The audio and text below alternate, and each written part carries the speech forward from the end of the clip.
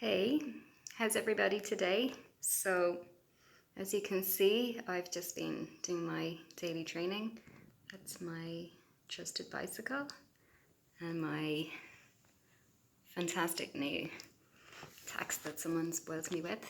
Um, yeah, apologies, I look a bit of a mess, but I think it's time that we all started to be a bit more real with one another in just being okay with being who we are. And I think that includes personal trainers and therapists and us just being more real with you.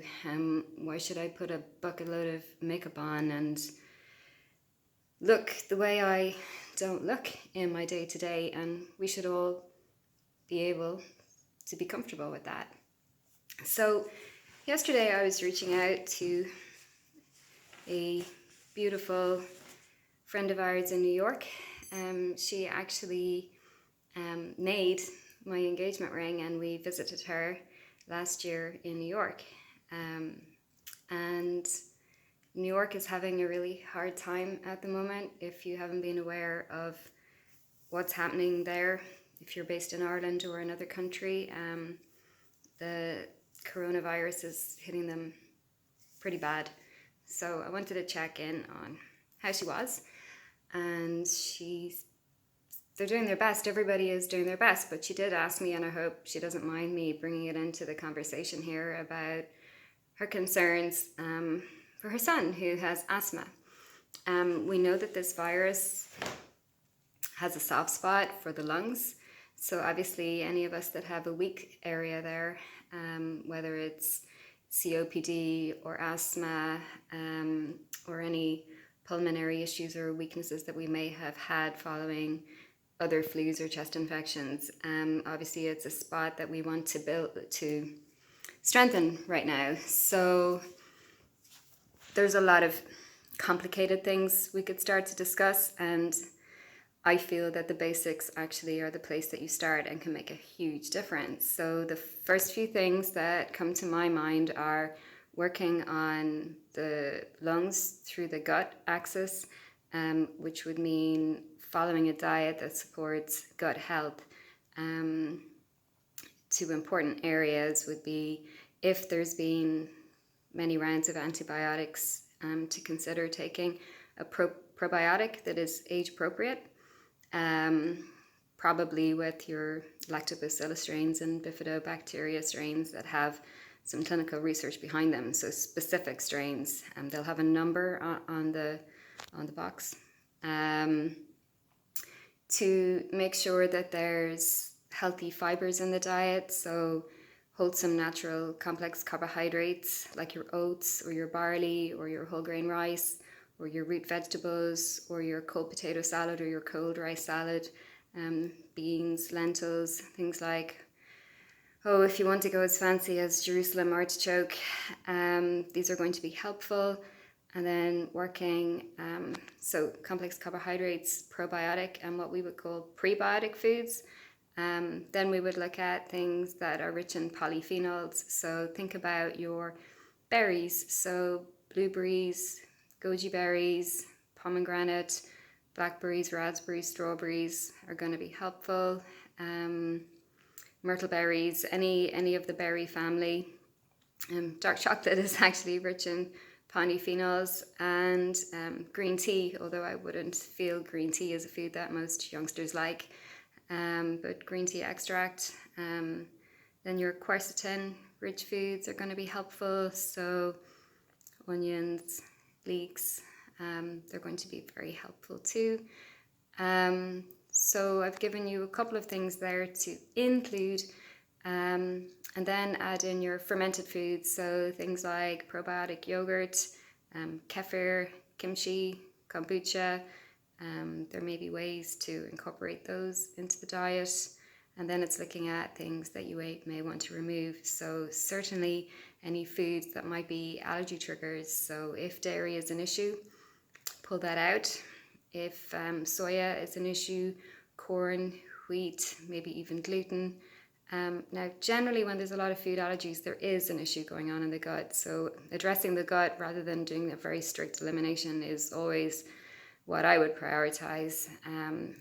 So they would be the more allergenic foods. But what I really mean is the crap and the junk. So anything with a lot of additives, preservatives, processing, highly refined foods. So you're looking at making a switch to a more wholesome natural diet. So we're talking protein and veggies and whole grains on the plate for most meals if you can, and removing any of the processed type foods. So there are a couple of things, things that may rebalance microbes in the gut, but also have support for the lungs and the immune system, which would be things like turmeric and garlic and ginger. You can't get enough of those bad boys. Cinnamon will be helpful too. So that's a couple of things to get working on, more than enough before you start getting really complex. Is there anything else I wanted to touch on today? Keep trying to keep structure in your life. Maybe it's just me, but there's definitely a little bit more difficulty with keeping motivation up.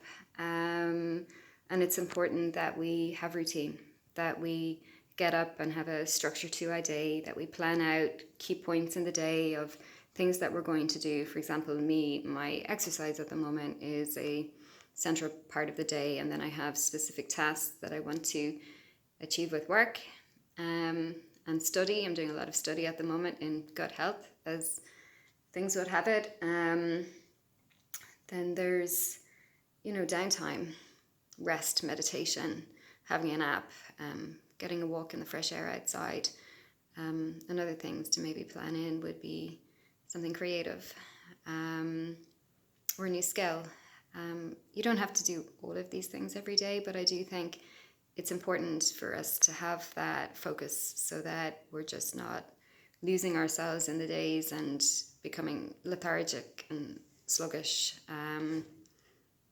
Not being too hard on yourself, but just having enough there is sort of the point. It's okay if you feel tired at the moment. Honor that. That was the point I wanted to make today when I was thinking about it this morning. There's been a couple of quite high-profile athletes fall sick with this virus, and yeah, it's a bit of a reality check to read their struggle with it and how seriously it has impacted them. And I think they've been trying to get a message across about not overtraining at the moment. And this is something that I've certainly been saying to my athletes. And I know it's really hard when what you thought was your race season is turning around into something completely different. But your health is everything right now.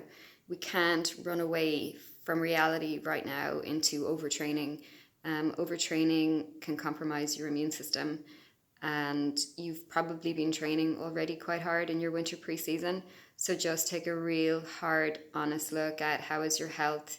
How do you feel your immune system is? Has there been any telltale signs where there's been issues with repeated coughs or colds or fatigue, sleep issues, mood issues, poor focus, concentration, or any injuries sneaking in? They'd all be a bit of a giveaway that perhaps it's time to just ease it up a little bit, let your body catch up. This could be your best chance ever to reboot, take a bit of a break, make it a bit more fun, add some other things in. I know we're all missing our swimming, but maybe if it's looking like this season isn't going to happen, maybe we can just accept that, take a breather, and plan on 2021 being the kick-ass year. Now, only you'll know the truth in that. I had already decided this was going to be a year for focusing on work and supporting people. Maybe I was onto something there, so it's been easier for me to let go. So yeah, a few things to think about. If you've any questions, I'm on this every day and I will answer them simply as best I can. If you're concerned about health or just would like me to touch on anything, please send me a message and I'll be on it. Big love.